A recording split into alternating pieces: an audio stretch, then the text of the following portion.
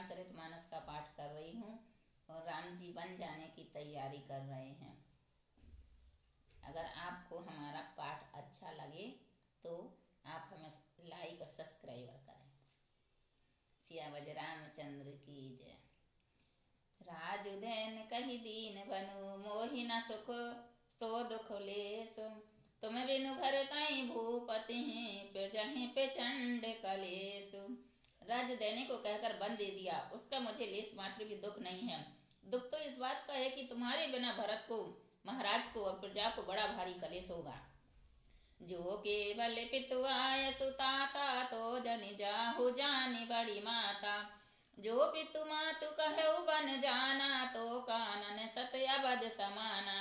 हे तात, यदि केवल पिताजी की ही आज्ञा हो तो माता को पिता से बड़ी जानकर वन को मत जाओ, किंतु यदि पिता और माता दोनों ने बन जाने को कहा हो तो वन तुम्हारे लिए सैकड़ों अयोध्या के समान है।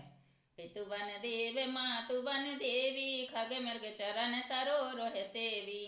अंतहु चित निर्पहि बन बासु, भय बिलो की होई हरासु। वन के देवता तुम्हारे पिता होंगे और वन देवियां माता होंगी। वहां के पशु पक्षी तुम्हारे चरण कमलों के सेवक होंगे। राजा के लिए अंत में तो वनवास करना उचित ही है। केवल तुम्हारी सुकुमार अवस्था देखकर हृदय में दुख होता है। बड़े भागी बनु अबधे अभागी, जो रघुवंश तिलक तुम त्यागी। जो सुते कहूँ संग मोहि लेहूं, तुम रे हृदय होई संदेहु। हे रघुवंश के तिलक, वन बड़ा भागवान है और यह अवध अभागी है जिसे तुमने त्याग दिया है। हे पुत्र, यदि मैं कहूँ कि मुझे भी साथ ले चलो तो तुम्हारे हृदय में संदेह होगा कि माता इसी बहाने से मुझे रोकना चाहती है। पूत परम प्रिय तुम सब ही के, प्राण प्राण के जीवन जी के। ते तुम कहूँ मातु बन जाऊं, मैं सुनि वचन बैठी पछताऊं। हे पुत्र, तुम सभी के परम प्रिय हो, प्राणों के प्राण और हृदय के जीवन हो। वही प्राणाधार तुम कहते हो कि हे माता, मैं वन को जाऊं और मैं तुम्हारे वचनों को सुनकर बैठी पछताती हूँ। यह विचारी नहीं कराऊं हटो, झूठ स्नेहु बड़ाई। मानी मातु कर नात बली, सूरति बिसरी जन जाई। यह सोचकर झूठा इसने बढ़ाकर मैं हट नहीं करती। बेटा मैं बलैया लेती हूँ, माता का नाता मानकर मेरी सुध भूल न जाना। देव पितर सब तुम ही गोसाई, राखहूँ पलक नयन की नाई।